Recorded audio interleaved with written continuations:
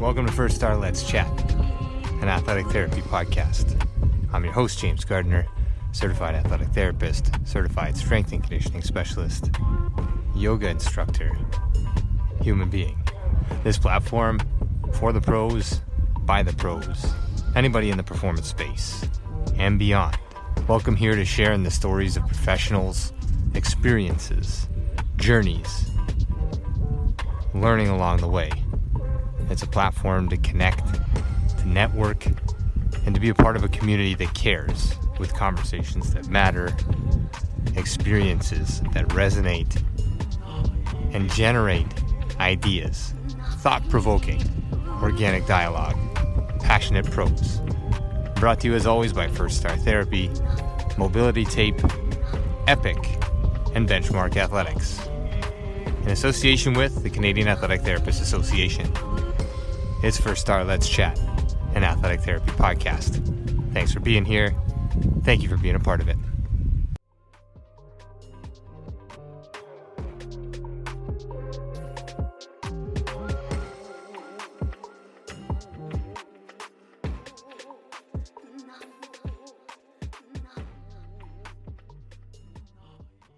Here we go.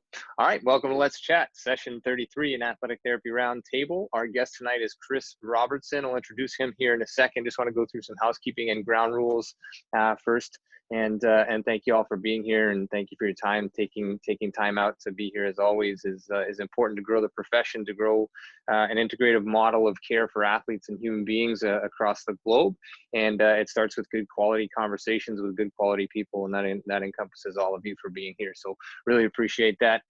This session, as always, is being recorded for the purposes of saving the world one conversation at a time, and holding Kris accountable for turning rugby around in Canada, I guess, and all the other things in the weight room and on the field. So it is being recorded. If you have any questions or concerns or comments, please feel free to unmute your microphone, chime in as you feel ready to, or simply just use the chat box down at the side, and I'll filter those over to Kris as we get towards the end of the session, or if there's something that's pressing during, please feel free to reach out. Always a pleasure to be on here, see a bunch of people who are here regularly, a bunch of people picking this up on the YouTube channel. So we have CEUs now available for CATA members through this Let's Chat platform. So in doing so, working with our primary sponsor, Mobility Tape, the next 10 people to register for membership will be sent a roll of Mobility Tape, care of our primary sponsor, to trial for free. All we're asking is that you follow and like at MT Mobility Tape on Instagram, at Mobility Tape on Facebook, and subscribe here to our YouTube channel and to Mobility Tape's channel. Check them out and just see what you think about the product. So that is it for that. And let's get rolling here. Special guest tonight, Kris Robertson. Let's jump in, man. I'll go through your bio, and then you can say hi to everybody, and we'll get this thing rolling. Kris is a strength and conditioning coach with Rugby Canada. He's responsible for the physical development of the senior women's national 15s. Excuse me, just let one person in here. He is responsible for the physical development of the senior women's national 15s, as well as the Women's Rugby Canada Development Academy in Ontario. Kris is a former professional athlete of the Canadian Football League, being drafted by the Winnipeg Blue Bombers 11th overall in the 2013 draft. Unfortunately, he suffered a knee injury that cut his professional aspirations short. Since then, Kris has been an assistant strength and conditioning coach of the Toronto Argonauts of the CFL, and has worked with athletes from a broad spectrum of sports, including swimming, hockey, basketball, judo, and soccer, and obviously currently with rugby primarily. Kris is a certified strength and conditioning specialist through the NSCA, and is currently in the process of completing his Master's of Exercise Science at Edith Cowan University. Kris, really appreciate you taking the time out, man, and I'll let you say hi, and then let's jump in. Some really great topics to discuss with you, I'm sure. Hi, James. Yes, thanks for having me. Glad to be here tonight. Awesome, man. A pleasure to have you. Heard a lot about you. I think we might have met in passing one time way back in the day, but I'm really looking forward to this chat on a number of levels. Let's kind of start with your role, if you don't mind. How you got to, I guess, your path, how you got to where you are now. You played in the CFL for a little bit. You got drafted. You got hurt. How did those things contribute to where you are today, and how did you get to that point, I guess, first and foremost? I got to take it back to 2010, actually. So 2009 was my first year at university, and the summer going into my second year at university, so the summer of 2010, is my first off season. And obviously, like when I was play football, you want to get bigger, stronger, faster. So biggest thing is there's a certain time commitment that is required to develop those physical capacities.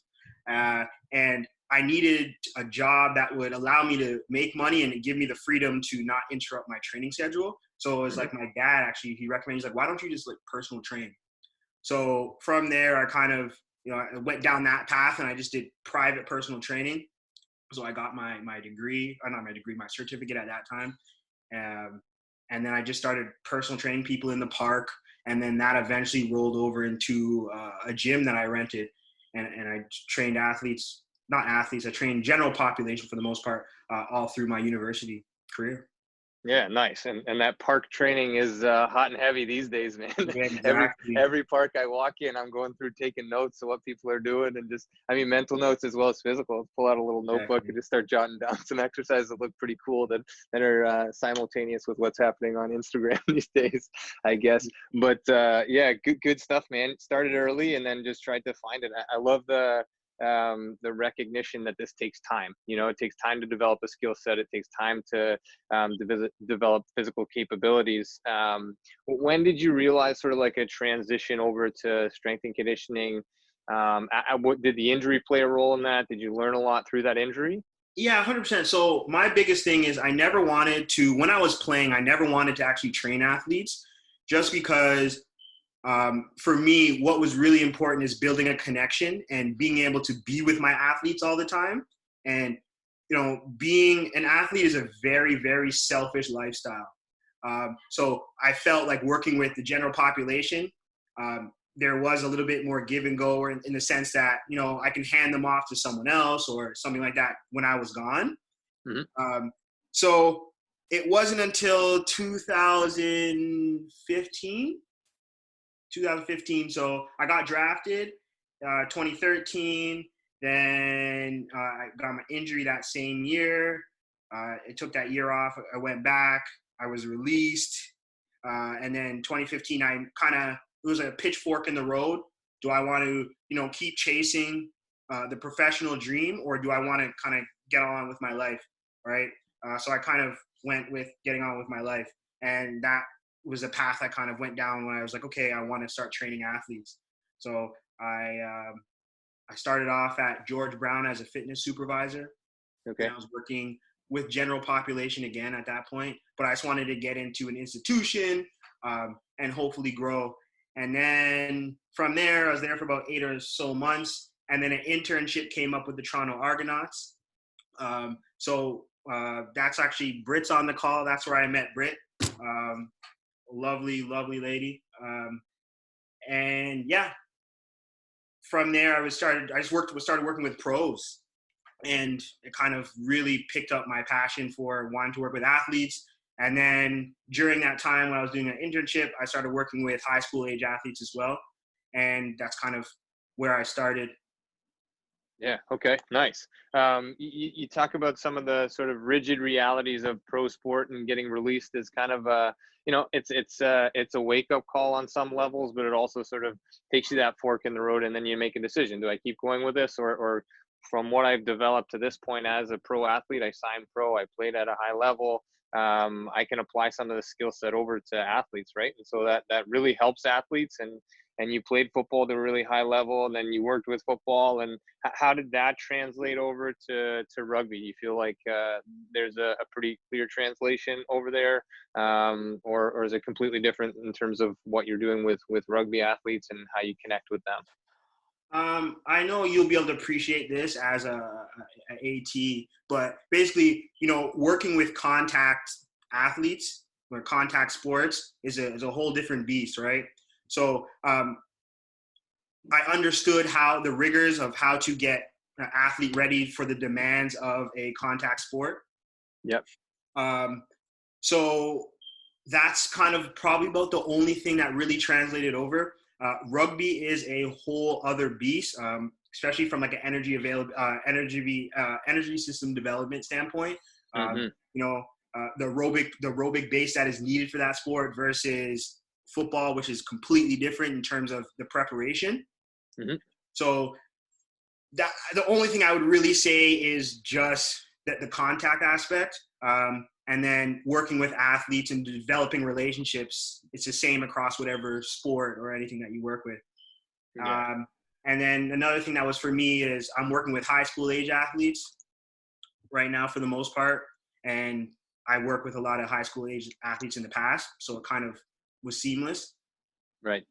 Yeah, no, a couple nice points, and you know, we talk about sort of building connections. I love that that came up as sort of the first thing out of your mouth. I think that's massive, and in these times, really having conversations and talking with people through Zoom, or hopefully back on the gym floor or out on the field here shortly, goes such a long way in sort of keeping your athletes and keeping you on track. Is that a fair statement? And like through times like this, you've had to stay connected. So having a good relationship with those athletes probably goes a long way, A, for them, but B, for you to sort of, you know, continue to have that drive, even though you're working probably from home most of the time. Is that fair to say? Yeah, I think, building relationships the most important thing. Um, we all go through the same schooling, we all go through the same learning, we all understand, the different anatomy and everything like that. But, what's going to make, if me and you are working with an athlete, right, we could be applying the exact same program, but it's all about our relationship with that individual athlete to get them to where they need to be. So, the athlete may not like you or something like that, versus someone that they do like, they'll get better buy-in with the person that they like versus the person who doesn't, even if the program is the same. So that's why I think relationships are, I think, the most important thing that needs to be held to the highest standard. Yeah, they're primary in all that we do, right? We've kind of had a running theme on here of putting the athlete first, putting the client first, and that's central to making anything work. Because if our ego is, as a practitioner, is first, that really shines through at the end of the day, and you'll get through to some with a hard nose and sort of making sure that it's your way or the highway, but not to all, and those relationships sort of fall by the wayside when that's the case. So in terms of football to rugby, obviously there's some differences. And from an AT standpoint, I've always had this interest in looking at these two sports. And it's kind of like, I watched a little bit of hockey back in the day, and I know we're rivaling a Leafs game currently, which good for us for beating them, because I know there's more people here than there are watching the Leafs game. But anyway, the one guy brought up, I think it was Don Cherry, he brought up the size of the equipment and how this is probably back in the early 2000s, but the size of the equipment and how, the elbow pad in hockey goes basically from the middle of the bicep to the wrist. And you're no longer feeling it when you put weight on somebody else, so the equipment is so good and so hard and so new and yet so light that when you hit somebody, you don't feel it. In football, it's kind of the same way. I mean, you still feel it a lot because the power and the energy of the other athlete is coming towards you. Rugby's an interesting one. There's no equipment, so there's almost like a built-in level of respecting my own body, which means I have to respect your body when I hit it. So I've always kind of felt like that's an interesting sort of sport-to-sport comparison, and no helmet and things. I don't know. There's different rules. But. What I think, though, is I do think with football, you can turn yourself into a projectile. Yeah. And literally throw yourself at someone, right? Yeah. You see a lot of chop blocks. I feel with rugby athletes, they have to be a lot more technical, because if they have a bad tackle and their head goes across a certain way, that concussion, right? Whereas football, you have a helmet, right? And subconsciously, you are willing to put your head into something that necessarily shouldn't be where it shouldn't be. Versus with rugby, you're not going to put your head into everything. You're going to make sure you get a good fit before and tackle that athlete. Right, which makes a massive difference in terms of potential for injury and these kinds of things. Obviously, no equipment and playing a complete contact sport like rugby, there are other considerations that need to be taken in. But at the same time, that projectile component of things as an athlete, and like obviously spearing was massive early on in football when helmets were first invented, and they took it out, and then they put some rules in place to protect that from happening. But rugby's a really interesting one. So. How long have you been with Rugby Canada now? So it'll be 4 years. No, wait. Sorry, three years. I apologize. Yeah, no problem. I get confused with what day of the week it is most of the time, so no problem. Yeah, so 3 years. You spent some time. Yeah. Yeah, nice. And unbeknownst to me, I was just speaking to a current athlete that works with you, and we have some overlap. So there was a young lady playing rugby, playing on the national team when I was at York University. She had a knee injury. We kind of started her at York on her return to play protocol, getting her range of motion back, swelling down, all these kinds of things, beginning her on her strengthening program. And then as it kind of happened, the transition out when summer hits is kind of like, okay, well, now the clinic isn't quite as available. And she ended up with you. So I was talking with her last week, and she had nothing but glowing reviews about, how you handle your business. And exactly like you said, building connections, a relationship first kind of guy, and just absolutely follows through, loves being on the gym floor, loves being around the athletes. So there's your praise through somebody that we have in common, and that's kudos to you, man. That if the top level athlete can really, you know, resonate with exactly what you're saying, it's amazing. That goes a long way. So And she worked really hard. She worked really yeah. hard. Yeah, and she's an easy one to work with too, right? Those athletes that are willing to put in that extra time and really understand why and what they're doing. That obviously helps as well. Okay, so 3 years with Rugby Canada. You get to know the sport a little bit more. Obviously, do you do a lot of stuff in terms of training? Do you get out on the field? Let's say non-COVID times. Do you get out on the field and do stuff on the grass, on the turf with them, or is your role primarily in the gym? Just so we can have an idea. Just contextualize your role with Rugby Canada for the audience. So really what it's really transitioned to is like I have moved into I don't want to say I'm not a sport coach, but I've moved into a role into that sense. So, I will correct things with passing, kicking, like from a technical standpoint. And this, I'll coach athletes up on little things like that. But when it comes to like strategy and things like that, you obviously leave that to the coaches. But from a technical standpoint, I can go out there and technically teach certain aspects of the game. Yeah, and I guess what I'm asking is when you're working on things like I follow your Instagram account. I think you post some really valuable stuff on there as well. And when you post stuff like the COD, like change of direction versus agility debate, and how do we differ between those two things, and why do we need to, and what matters and what doesn't? Do you have the opportunity in your current role to go on the field and actually execute like some agility and change of direction on the turf or on the grass? And does that make a difference to you in terms of training with your athletes? Yeah, so I do get that. So when we plan the sessions with our coach Sandro, we'll put aspects of this in it. So certain things, like we've broken it down to, there's like 6 different steps that we do, like for a change of direction standpoint. So from a closed drill standpoint, so when I say closed drill, meaning that the external stimulus is not something that they're reacting to. They're reacting to something like a cone, or we're telling them at this point, do the cut or whatever it may be. Right. We'll put them in situations that those certain change of direction drills will happen. And then from my standpoint, my whole job is I just build capacities. So I build capacities in those tissues by doing, more extensive work. So, for example, we'll do change of direction tempos, we'll do curve running and things like that to build those capacities in those tissues. Yeah, no, I think that's amazing, and that's a great. I think it's great terminology. I don't think I've ever used it. I've heard it, but building capacity in people and in certain certain segments and certain component parts of their training, that goes a long way. And so for therapists, I think that language is crucial to understand and crucial to follow. So basically, what you're if I'm rephrasing what you're saying, you're sort of trying to build more robust athletes in segment parts so that can translate onto the field to be, more resilient, right? Able to bounce back, able to hold up through time a little bit better. Is that fair to summarize? Exactly. So think about it from a therapist standpoint. When you are working with any kind of rehab athlete, right? For the most part, it's isometrics, right? And then you increase that length, right? And that builds strength up. Then you go through dynamic ranges of motion, right? To continue to build it up.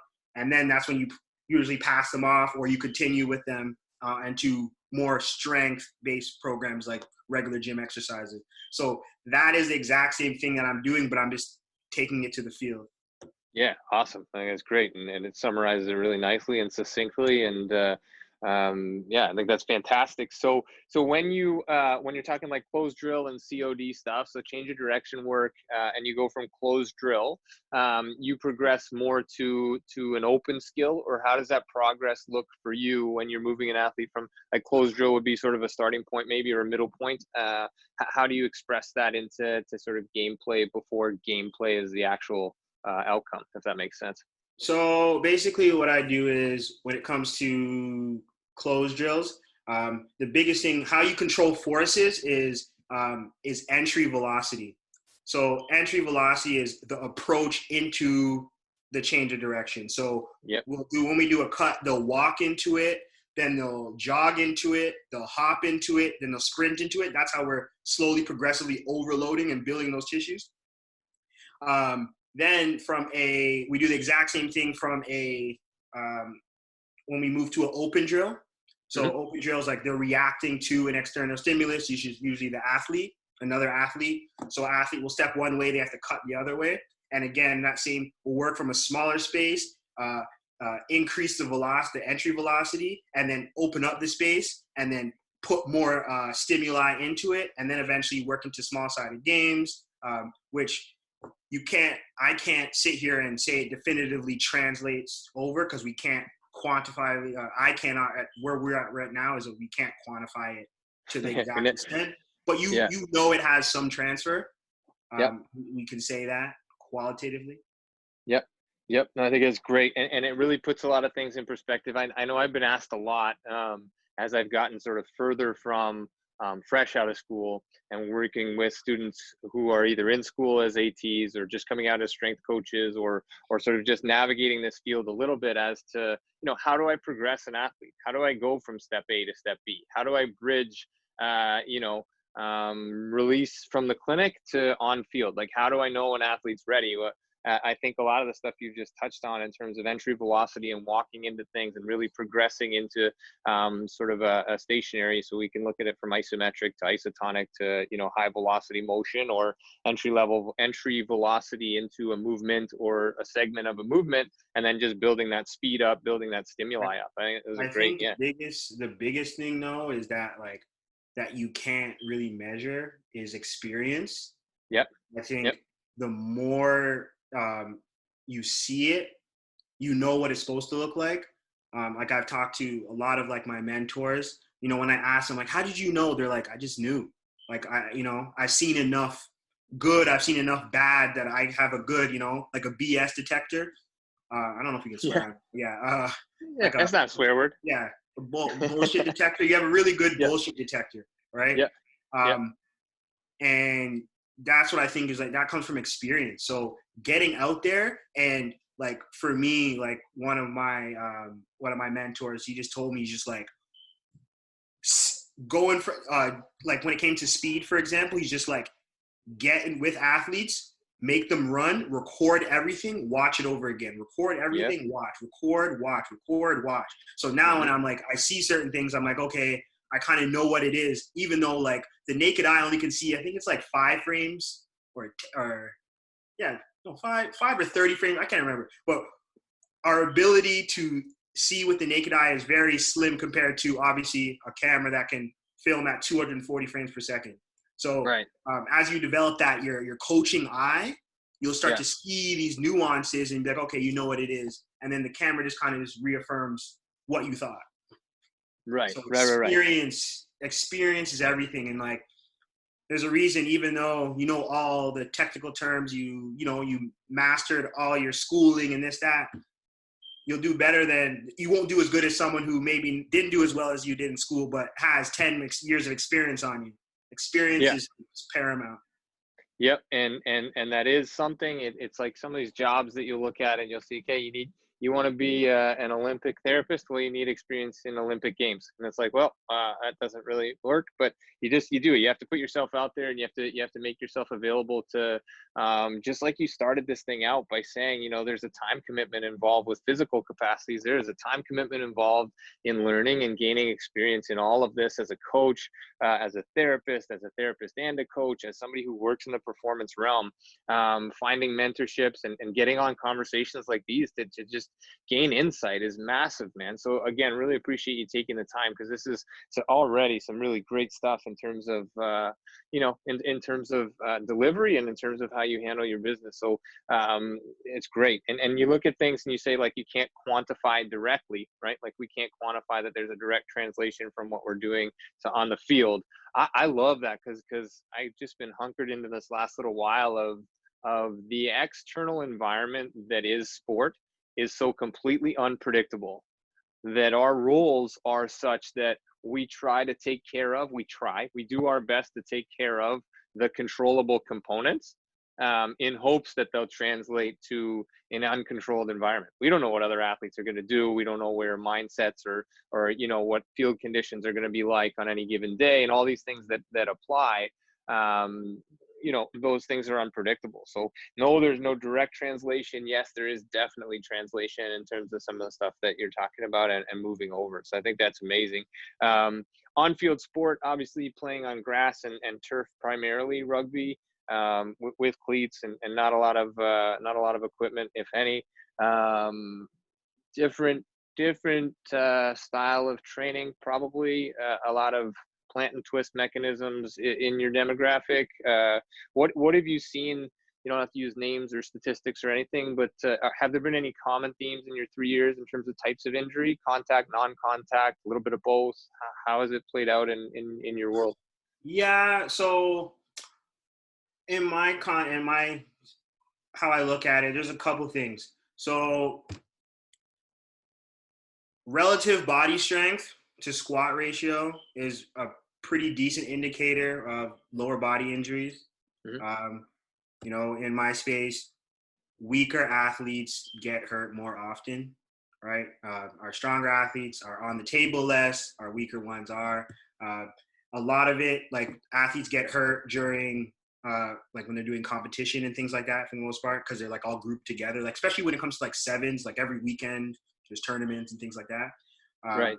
So it's just the physical capacity is really low. So we have to do our best to kind of offset that and increase it. So our athletes, you know, we have to build a level of robustness. And that comes from building an aerobic base.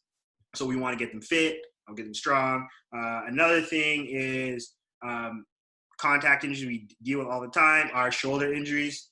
Yeah. Working in the female population, we work with developmental athletes, and for the most part, most females have less musculature on their shoulders. And so a big indicator for that, pull-ups. Can an athlete do a pull-up? That's a really good indicator of shoulder injuries and from an injury standpoint. And then other injuries we see too is from we'll see it near the end of seasons, like, so if they're in the 15th season, the 7th season, when they're starting to get really worn down and like they're in the gym less, they're doing more rugby from our academy to their club practice to Rugby Ontario. That's when we'll see those little soft tissue injuries, you know, the odd hamstring strain, ankles, you'll see a lot of those. And a lot of it, I feel, comes from from fatigue, right? Yep. Fatigue, repetitive actions. So yeah, that's kind of what we see. Yeah. Capacity versus expectation, right? Like what's actually available to an athlete and what's expected of them. That's one area that I think needs a lot more attention from an injury prevention, injury deterrence standpoint. You know, we house athletes like they should all be doing NFL combine style workouts or playing as much as a Major League Baseball player when they're 12 years old. They should start throwing in November to get ready for May, and it's just sort of translated over that way. Yeah. I think a lot of it comes from, you know, we have professionalized youth sports. Yep. Right. There's money on the line. There is high expectations at a young age. And these kids are, I feel like, just in talking with people from, my generation before me and this generation, these athletes are doing a lot more rugby. There's a lot more opportunities for them to play versus back in the day. Yep. A lot more opportunity to do it and sort of specialize in it. I think it's great that there's more opportunities. I think that people need to keep reminding us that variability is a good thing, right? Like variability of movement, variability of motion, robustness in terms of our capacity as athletes is what makes the best athletes, right? It's not a refined motor pattern that's repeated. It's actually the variability within that motor pattern and still being able to get to the outcome. What's really interesting is, like, we do with all our intakes, we actually do, so I created like a survey. What sports did you play when you were in grade 9? What sports did you play growing up? And awesome. All our athletes that go off were multiple sport athletes. Now, when it comes to multiple sport athlete, it's kind of like the chicken or the egg. So, just because, little Johnny played 3 different sports does not mean he's going to the NFL. Right. They are a good athlete to begin with, so that allows them to play multiple sports. But at the same time, you should expose your young athletes to multiple sports just to develop, as you said, different movement patterns, right? Develop, and they get different coaching, and their body learns to develop. Yeah, absolutely. Different environments. Yeah, absolutely, man. And you're working primarily, obviously, with rugby, so primarily skeletally mature athletes or maturing athletes. You do a lot of variations in terms of lifts in the gym and programming, squatting, deadlifting, and cleaning. Would you say that one is better than the other? They all have in a variation form. They're all very beneficial to rugby athletes. There's those 3 let's call them primary movements, those 3 major lifts. Would you call those essential? Nothing is essential. There's different ways to do different things, right? Yeah. So I don't like to get caught in a cookie cutter standpoint where, they have to do this, they have to do that, because then, you shoot yourself in the foot, essentially, if you're telling that you have to do this, you have to do that, because some athletes, just can't clean. There's wrist issues, but there's other ways to get that development, right? That triple extension, you can do whatever you want. When it comes to squatting, yes, I do like them to get to squat, but I haven't come across an athlete that, we can't squat. Mm-hmm. But some variation, right? Like everybody sits down to go to the bathroom and everybody stands up that's playing rugby. So yeah. So those things are important. I do think one thing that is really essential that a lot of developmental athletes have issues with is hinging. Mm-hmm. So simply, RDLs, good mornings, things like that. There's a lot of issues with that, and I think that's a lot of what's causing, back issues, SI joints. You see things like that. Yep. So cleaning those up without weight is important. It may not be the movement itself in terms of like a deadlift per se, but varying those to make sure that they can actually dissociate their hip and use it in a hinging pattern in some form is crucial, right? Like that's a good screen. Triple extension of the lower body in various forms, whether you isolate it or you do it in a multi-joint movement, is important for the development of sporting actions. Yep. I've taken a few courses where they just started throwing away the names of exercises, right? Like don't even call it a squat. Don't even call it a deadlift. Don't even call it a clean or a power clean or a jerk or whatever. And just call it this movement that this person is doing. Like it's just a contribution of multiple joints or single joints in order to get the most out of an athlete. And I think that's a cool way to look at it. For me, it works because it's pretty simple and I don't have to remember big terms and and all kinds of things that are too hard for me. But yeah, awesome. Great insight, man. And always beneficial to get somebody in your shoes to let us know about, what you're doing and what your philosophy is on things. You're doing your master's. How's that going? And what are you doing it in? Have you narrowed down sort of a study or are you doing coursework? How are you doing your master's? It's all course based. Uh-huh. So for me, I went to school for sociology. Right. Okay. And it wasn't until like I was done school that I'm like, I want to do S&C to this capacity. Yep. And that's when I got my CSCS, and then I knew I needed more of the science, like the practical standpoint. I was cool with, I understood, I know how to demonstrate, coach, and everything, but it was the science and understanding the physiological adaptations that I'm trying to attack.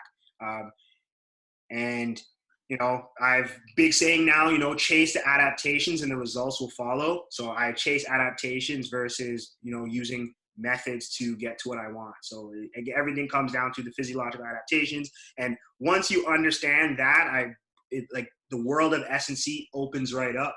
So which is why I kind of said to you, you said, is squat essential, is a cleat essential? No, the adaptation is something that you're chasing, and the squat is something that you're using to get to that adaptation.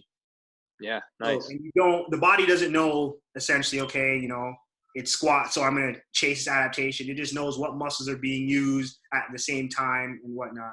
So it's kind of, that's how I think about it. So what am I looking to? I love it, man. That's great, and it's refreshing, and it's right there on the table. You know what I mean? It's accessible for everybody to sort of listen to and relate to and take away what they can from. It's raw, man. I love that. That's great. I've been doing a lot of reading and a lot of actually doing an internship, just finishing it up this week with Steve Lidstone and the crew down at Brock University with their sport performance team, and it's great just hearing various professionals, high caliber coaches speak about things in their own sort of, you've formed your own view of things. You deliver on multiple levels, you deliver at a high level with amateur athletes as well as high level rugby athletes. So that's fantastic. I was listening to Vicky's her podcast with you a few weeks ago, and he kind of said something that's like, I truly believe in, where she goes, we all have different methods, but we're all getting to the same point. Yep. And that's kind of what I'm talking about when I think of physiological adaptations. These are the adaptations. You can get it from A, B, C, D, E. It doesn't matter. But it's the adaptation that you're trying to chase. So if you're doing a back squat or a front squat, you're doing a leg press, you're doing jump squats, if you're trying to get to something to improve, that's savage at the basics, right? And once you have the foundations, then the rest of it, the adaptation and figuring out how to get to what you want to get to is, that's the art form, right? Like that's no longer the science, that's the art form of coaching. And like you had mentioned earlier, experience and working with people that have been there and done it for a long time, and you align in sort of philosophy and approach. So all really, really great stuff, and continuing to build capacity. And I think you're building capacity right now as well, right? Like 2 kids now. I think when we talked a couple weeks ago, you just have a new one, right? Like how old now? Like 4 or 5 weeks? He's gonna be a month this week. Okay, yeah. So congratulations on that, and it doesn't sound too loud right now, so that's good. You got wife, she's really helped me out. She's been really good. So they're just chilling right now. Yeah, awesome, man. Well, congratulations on that. I know it's that also changes your whole world in terms of developmental philosophies too. Once they start walking and running around and talking, it really kind of opens your eyes to where we've all been that at some point, and we can all go back to that in terms of our enjoyment of movement and and in terms of primal movements and stuff. This was a thing back in the early 2000s that everybody wanted to focus on. Rolling, crawling, doing all these different things. So I'm sure your athletes reap the benefits of working with you. What does a standard day look like for you right now in COVID in terms of delivering? I know you've sort of opened back up and you're back on the floor a little bit, but maybe you can just sort of give us the rundown on how COVID has treated you and where you're at now and in terms of the day-to-day. I'm right here. I'm in my office. This is where I spend most of my time now. So before, my day was like, I would have, in an 8-hour day, 4 hours would be administration. So that'd be called programming, sending emails and whatnot. And then the other 4 hours would be actually coaching. As now it's kind of, switch. I do everything here, and then I go into work for like an hour and a half, 2 hours. And that's, we're Monday to Thursday right now, where we do each day. I have an hour and a half session in the gym, and then on 3 days a week, so Monday, Tuesday, Thursday, I have an hour and a half session on the field. So Yeah. I Nice. go into work for 3 hours, and we come back home, and then we do everything from here. So all Nice. our emails, calls, everything, they want us to do from here. September is looking like we may go back, but we don't know the extent to which we're going to go back. It might go back in droves. So, I'm only allowed to go to the office, Monday and Wednesdays, for example. So who knows? But being home is kind of everything we've done. We have a really great app called Team Builder. So we're fortunate Nice. that all of our programs are disseminated through there. There's video instruction. I do get on FaceTime with athletes. Athletes are texting me. They're sending me video. So a lot of it that I'm doing my coaching is via online. So they're sending Yep. me videos, and then I have to do my best to figure out some kind of cue to develop that athlete Right. and get them to improve. And yeah, that's kind of the gist of how things are.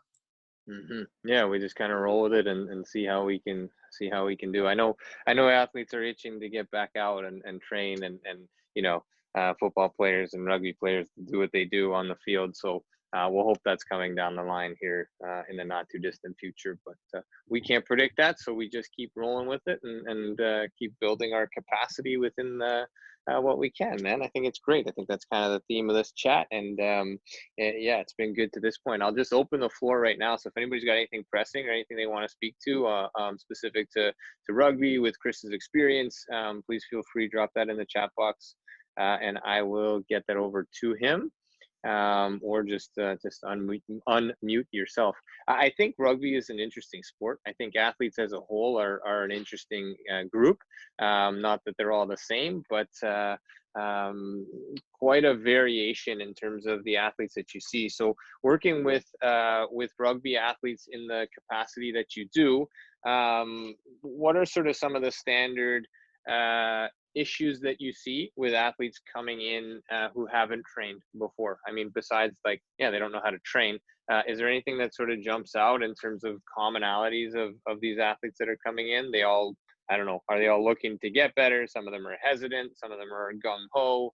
It's a pretty varied degree in terms of who wants what and what their attitudes are towards training in the gym. We have almost set a standard at athletes who come to us, they get better. So a lot of athletes are chomping at the bit to get into our program. We have people who message our Instagram asking, how do I get into this or whatever. So we do have an application process, but for the most part, athletes come in hungry. I find working with female athletes, I find they're willing to go further than their male counterparts their age. I'm doing a generality. Sure. Yeah. I'm not experience. Yeah. all males are like this, but the females that I've come across, they're very, very hungry, and it doesn't matter their skill level. The best one, the worst one, they're really, really eager to get better. And for the most part, everything, especially with sevens, is all about speed. All right, so get fast, get fast, get fast. All our girls that end up going out west to the national team, there's one common thing: they're fast. Some are strong, some aren't as strong, but they're fast. So that's really one big thing that the girls really, really want to work on, is just improving their speed, and that's something that we do. Nice. That's great. And the outcome shows it, right? Like rugby in Canada, women's rugby in Canada has really elevated in the last little while, right? Like the presence in all levels, I think. I mean, you could probably speak to it better than me over the past little bit, but in my limited knowledge, outcomes on the field are definitely much better than they were 10 years ago. I mean, there's a lot more recognition. There's, like you had mentioned, there's a lot more athletes pouring into the pool, which helps. There's a lot more resources like yourself and having people that are quality working with these athletes. Have you noticed that? And has that been sort of like a pretty general feeling within the rugby world? Yeah, I can't really speak to, pre 2017 because it wasn't really Mhm. something that was on my radar. Right. But from just conversations that I've had, yeah, I would have to agree. The talent pool has definitely increased, especially here in Ontario. We do have national competitions, and the level of competition goes up every year. Like that's just something I've noticed. And Mhm. these younger girls are better. Every year it's like, okay, the grade 10s are better this year than they were last year. And I can say the same from the year previous. And yeah, we have a really good, especially there's grade 9 to grade 11. That age group right now is really, really, really good. Awesome. Good to hear. And we'll keep the world on notice that Canada's coming up. You continue to come up in rugby, man, female rugby. It's fantastic. Um, it was there was a lot of I didn't have a ton of overlap with rugby because I was working primarily with football in my first couple years at York University. But the football program definitely, I always felt like they were a hardworking crew. Um, but at the start, it was like kind of a mishmash of athletes who had played a little bit before. Some of them got recruited because, like, hey, you look like you could play rugby. Come and play rugby as the program was starting. But as my time went on at York and I left York University, the quality of the athlete that was coming in and as well as going out the other end because they were training hard, they're on field, they got some good coaching and some good mentorship along the way. It definitely was enhanced. And just in speaking to to Petra Woods and to some of these higher level rugby athletes, they felt like this was really it was really coming around in terms of the program overall growing and developing. So question just coming in here, because of the minimal equipment, do you find that there's more attention paid to recovery in rugby compared to football through your experiences? Mm, Let me think about that one. Um, I wouldn't say there's more attention paid to recovery. Um, I would really say that not really much difference. I would say that recovery is recovery, and you know, the feeling that athletes have after uh, a game is similar. But I do find that with rugby there is more contact, especially in Yeah. 15s. There's more Mhm. contact throughout a week than there would be with football. Um, so maybe, yeah, in that standpoint, there's a little bit more attention paid to recovery, but it's not something that I would, you know, cast a light on and saying, whoa, the contrast between this and this is so great. So it's not something that they kind of overlap. Right. Yeah. Yeah. And the schedules are kind of the same, right? In terms of rugby, they play about, I mean, how many games are they playing with you? Yeah, about once a week. The only thing I would say that's different is there is more rugby competitions, Yeah. and Right. it spans across. It's a longer season, Right. especially if we look at some of the pro leagues, right, all across the world compared to football. The CFL, if I'm not mistaken, there's 19 weeks. There's 18 games, Yeah. right? Mhm. Whereas it's like a 30-week season in some leagues, Yeah. right, in rugby. So more time is spent developing the body in football versus rugby, and that's kind of the Yeah. stark differences. Yeah, no, that's fair. I think that's a great assessment, and just kind of looking at looking at the schedule and looking at when you can fit things in, and they're both sort of, I don't want to say barbaric sports. I mean, they're contact sports, and so there is an element of like The gladiator sports. yeah, gladiator sports where Gladiator you're sports. yeah In the gladiator era, they would go. It was on Sunday, if I'm not mistaken. It was on Sunday, and they would get all together at the Coliseum, and they would watch these gladiators fight various animals, each other, and whatnot. It's mhm, the the biggest comparison is American football and rugby for the most part. They're yeah. gladiator sports where you are meant to physically displace another human being from the ground. Yep, and from the object that they're carrying or try and get to that, it's a bizarre thing when you really break it down to what the skills are. But um, yeah, I think it's I forget where I was going to go with this. Other than yeah, like you're playing once a week. It's a high contact sport, so within that, there's sort of this. Let's say quote unquote toughness about it where you can't complain too much or you won't be playing the next week, but at the same time, the recovery component, I think, is also being enhanced of late, where, game ends, recovery time starts, and coaches and strength coaches and therapists and everybody have gotten into quote unquote war rooms and decided, hey, like the next 24 to 36 hours needs to be regenerative in nature. And like, we can't put them back under taxation and load if we expect them to be ready to go again in 6, 7, 5, 8 days, and do it all over again. So I think a lot of attention has been paid to that in recent years as well, just sort of respecting the fact that that was a massive undertaking to play one game, right? Mm-hmm. Yeah. Coming back around to energy systems, and you just talked about so energy systems usage and rugby being different than football in terms of its aerobic capacity. So how do you sort of layer that through your training methods with rugby athletes besides like they're running on the field? How would programming look, or how do you sort of weave that through for rugby athletes? So rugby, like most team sports, are alactic aerobic.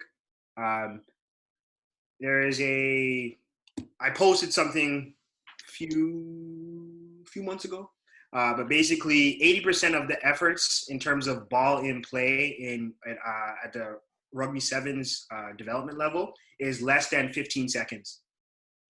So, and that is for the most part, it's not a lactic environment. So everything we do is tempo based.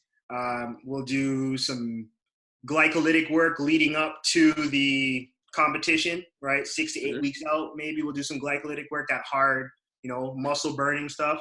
But for the most part, everything is tempo, and then we just measure out those distances. So in a game, an athlete will get anywhere from 100 to 150 meters of high speed running. So that's something that we'll look to include in a program when I believe in a short to long program. So that will be, the first session maybe 60 meters of running, and then we go 80, 100, and kind of work our way up there. And then from a tempo standpoint, we'll work up to about 3,000 meters a session, right? So I'll start anywhere from like 1,200 to 1,500 meters of tempo runs. So that's, running 100 meters, walk back or chill on every 60 seconds, every 75 seconds. And then we'll get to a point where we'll actually do 30 100s in a session. And I've gone as high as 36 100s. And then I kind of periodize that throughout the year, depending on where we're at, what we need to do, and what's important. Yeah. A huge lesson in understanding the sport, the requirements of the sport, energy systems, the rules of the sport, and then data tracking, obviously, to note what makes the most sense for those athletes to be at tip-top shape and be primed for what they need to do. So some great lessons there, regardless of if everyone follows or doesn't in terms of, what that training style is. You've identified areas of need, and you've addressed them through the training style, which makes huge difference, obviously, in the training side of things, but also therapeutically in the clinic, as well as sideline work with athletes. So, okay, great, man. A couple questions just came in privately, and we're getting close to an hour, which I promised you, because I know you got kids and sleep is important and all these things. We'll hop off of here shortly, but this is going great, man. Some really cool. I have three pages of notes so far. So let's see if we can go to 4 here. Do you think the national team or / the idea of becoming a national level athlete contributes to the hunger department that you alluded to with the female athletes? You say, they feel like they're hungry, they want to train and do these things. And sorry, second part to that question is there a big comparison between females to males at the age groups that you deal with in terms of being hungry from the strength and conditioning side of things? Okay, It's a lot to Yeah, unpack. yeah, yeah, yeah. Just So chip away. yeah, let's go back. Go to the first part. Re-say that first part again. Yeah. Do you think the national team or the idea of becoming, quote unquote, becoming a national level athlete contributes to the hunger department that you alluded to? Yes, and no. So basically, how we have it set up is, we want your goal to be the national team. But if we Mm-hmm. get an athlete that comes in, grade 9, right? Right. That's 4 or 5 years of development before you could even think about the nationals. So what it is like our coach does a really good job of breaking it down to that season. What's that cherry that they're chasing that season? And that becomes the most important thing. And that's kind of what we aspire and work towards. And I think that's what gets our girls hungry. And they know, I want to be fit. I want to do well, because that's going to allow me to make Team Ontario. So then once we make Team Ontario, I want to do well. I want to show out. I want to shine, because that's going to allow me to go to the Youth Olympics or the Ontario Summer Games that happen every 2 years. Okay, that's a carrot. I want to get there. I want to do well. I want to show out. All right, that's going to get me to a U18 or a U20 team.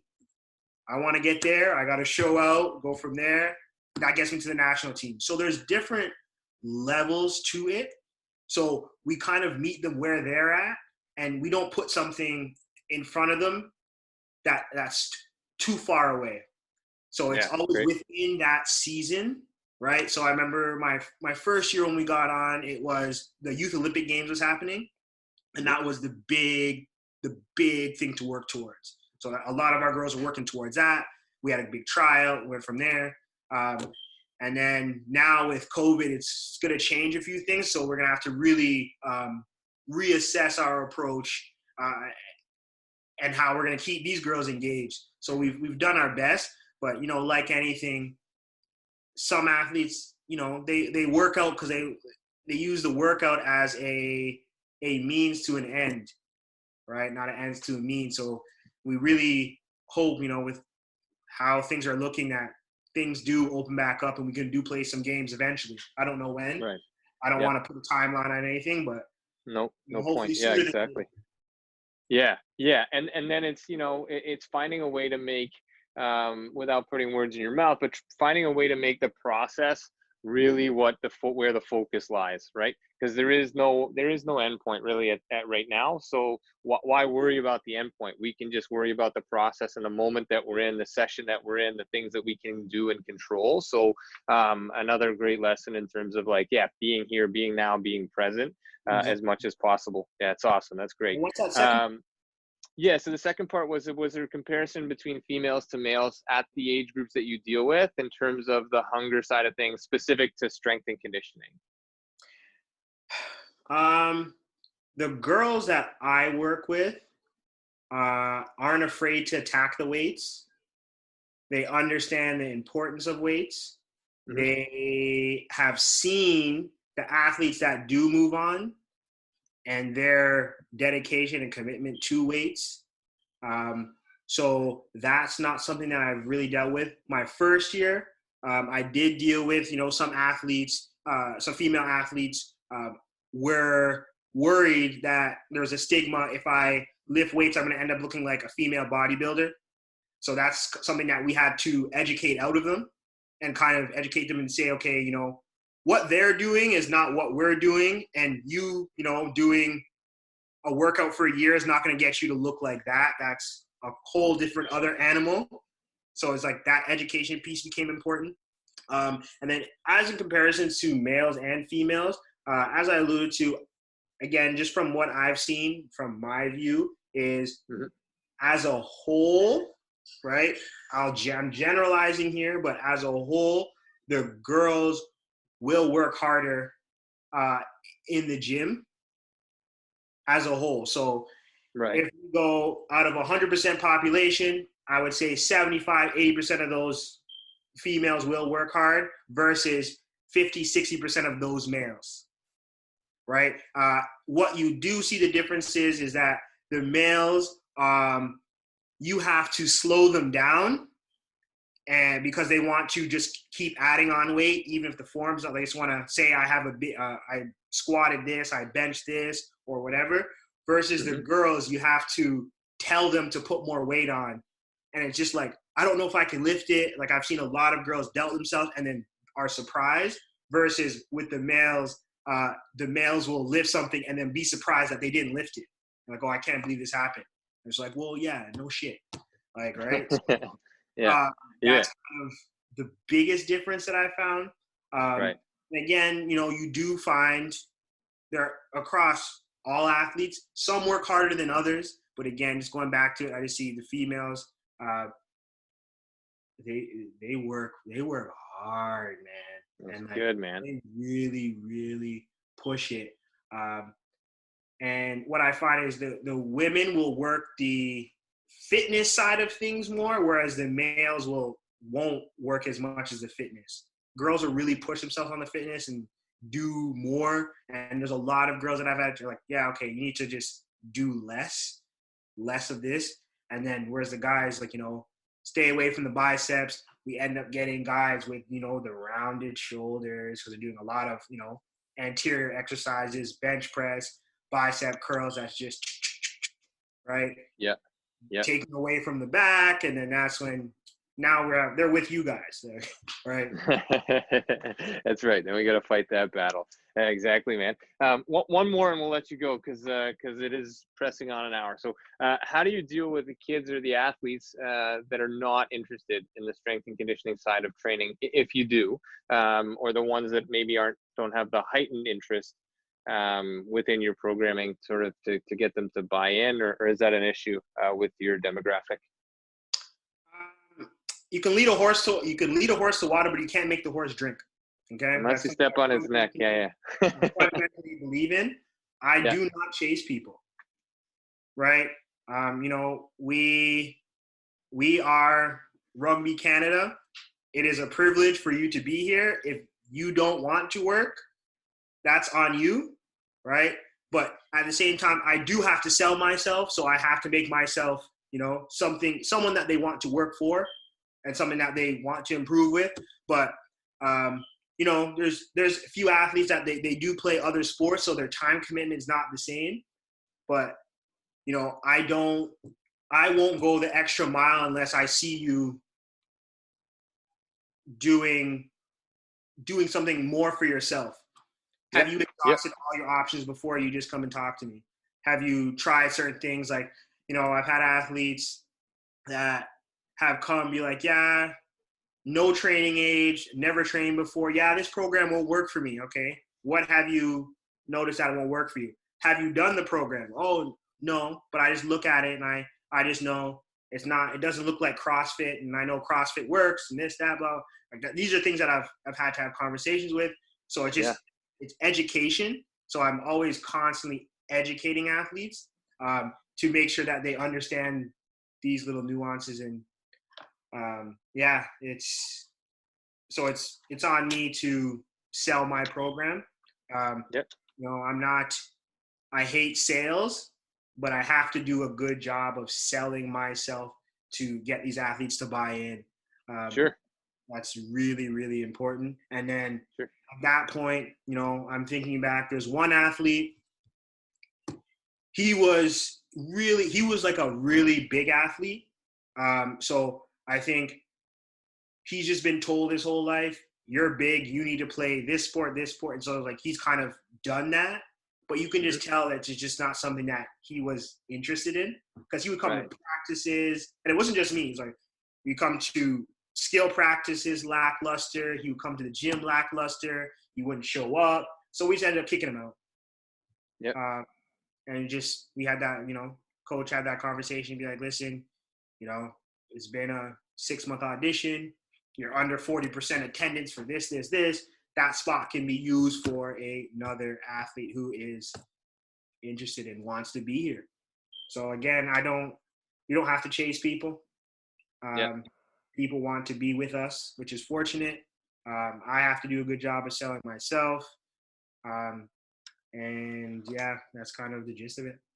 Yeah, man. I mean, every relationship needs to needs to be met in the middle, right? You got to come some way, they got to come some way, and there has to be an accountability on the side of the athlete that you're assigning things to, working with, working amongst. But I would venture to say that your buy-in, Kris, as a practitioner, as a strength and conditioning coach, is an easy sell. You know, people will feel that right away, and that would be reflected in terms of people's buy into your program without walking into the gym and seeing you. I mean, just into having this conversation and the depth of the quality and you know, the thought that goes into every answer you've had, both in the science side of things as well as the art side. So we're getting close beyond an hour, so I'm going to let you go here, Kris. I really appreciate your time and want to thank you for being on this evening on Let's Chat, session 33 in Athletic Therapy Roundtable. Kris Robertson has been our guest with Rugby Canada, strength and conditioning coach. Yeah, it's been great, man. I hope we can stay in touch into the future, and as things get back on the pitch, then we can maybe cross paths down the road as well as things begin to open up, hopefully. So a whole bunch of thank yous coming in here, obviously, for your time, and everybody for being here. Thank you very much for coming on. And one more time, just for those that are CATA credentialed athletic therapists at this point in time, the next 10 memberships that sign up for the CEU program, the membership through First Star Therapy, Mobility Tape will be sending you a roll of Mobility Tape to trial at your own accord. So please like them and at MT Mobility Tape on Instagram, at Mobility Tape on Facebook, and they have a YouTube channel as well that you can subscribe to. So for everybody for being here, Kris, again, thank you so much. I know you got young kids. I know you probably need to eat a dinner or something like that at this point in time. Thank you, man. Really appreciate your time. Thank you.